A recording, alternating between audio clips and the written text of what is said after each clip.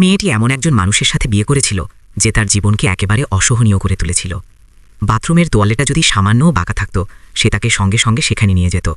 তারপর জিজ্ঞেস করত এতে কি ভুল হয়েছে। ভয়ে মেয়েটির বুক ধরফর করতে শুরু করত। সে তাড়াতাড়ি তোয়ালেটা ঠিক করে দিত এবং বোঝানোর চেষ্টা করত। বাইরে থেকে তার স্বামীকে খুব শান্ত ও ভদ্র মানুষ মনে হতো, কিন্তু মেয়েটি কখনোই সত্যিকারের শান্তি পেত না। রান্না করতে গেলেও তার মনে হতো কোথাও না কোথাও ভুল হয়ে যাবে। সে আলমারি খুলে প্রতিটি জিনিস বারবার পরীক্ষা করত। সব ডিব্বার মুখ একই দিকে ঠিক করে রাখতে হতো। সবকিছু ঠিক আছে কিনা দেখে তারপর সে রান্না শুরু করত। একদিন স্বামী দেখল এখনও খাবার তৈরি হয়নি। রাগ করে সে সমুদ্রের ধারে চলে গেল। সেখানে তার দেখা হলো তাদের নতুন প্রতিবেশীর সাথে।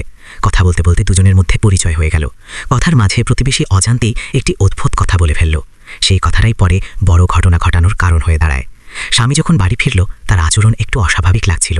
সে প্রতিবেশীর প্রশংসা করতে করতে বলছিল লোকটি কত তরুণ আর সুদর্শন। মেয়েটি বুঝতে পারল কিছু একটা ঠিক নেই। সে শান্তভাবে সেখান থেকে সরে যেতে চাইছিল, কিন্তু স্বামী থামছিল না। ধীরে ধীরে তার মনে সন্দেহ জন্মাতে লাগলো। তার মনে হলো সে বাইরে থাকাকালীন হয়তো প্রতিবেশী বাড়িতে এসেছিল। মেয়েটি সঙ্গে সঙ্গে সেই কথা অস্বীকার করল, কিন্তু স্বামী বিশ্বাস করতে চাইছিল না। সে বলল তুমি সারাদিন জানালা দিয়ে তাকে দেখছিলে।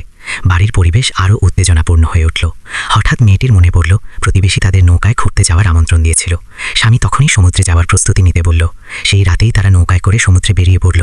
কিছুক্ষণ পর হঠাৎ আবহাওয়া খারাপ হয়ে গেল। ভয়ঙ্কর ঝড় শুরু হলো। নৌকার দড়ি ছেড়ে মাস্তুল সোজা স্বামীর ওপর পড়ে গেল। সে পানিতে পড়ে গেল।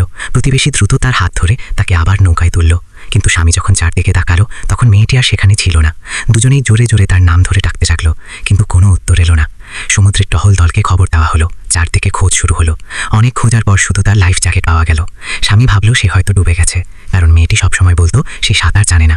কিন্তু সত্যটা ছিল অন্যরকম। সেই সময় মেয়েটি চুপচাপ বাড়িতে ফিরে গিয়েছিল। বাড়িতে পৌঁছে এসে ছাদের ভেতর লুকিয়ে রাখা একটি প্যাকেট নামালো। ওই প্যাকেটে ছিল পালিয়ে যাওয়ার জন্য আগে থেকে রাখা জিনিস। সে দ্রুত নতুন কাপড় পরল, তার লম্বা চুল কেটে ফেলল, তারপর একটি উইক পরে নিল। বিয়ের আংটিটা খুলে টয়লেটে ফেলে ফ্লাশ করে দিল। মেঝেতে থাকা সব চিহ্ন সাবধানে মুছে ফেলল। সেই রাতেই সে বাসে উঠে চিরদিনের জন্য সেই জায়গা ছেড়ে চলে গেল। তার স্বামী অনেক দিন ধরে সমুদ্রে তাকে খুঁজতে থাকে। তার বিশ্বাস ছিল মেয়েটি মারা গেছে। সে তার শেষ কৃত্যও করে ফেলেছিল। কিন্তু একদিন হঠাৎ সেই মেয়েটি আবার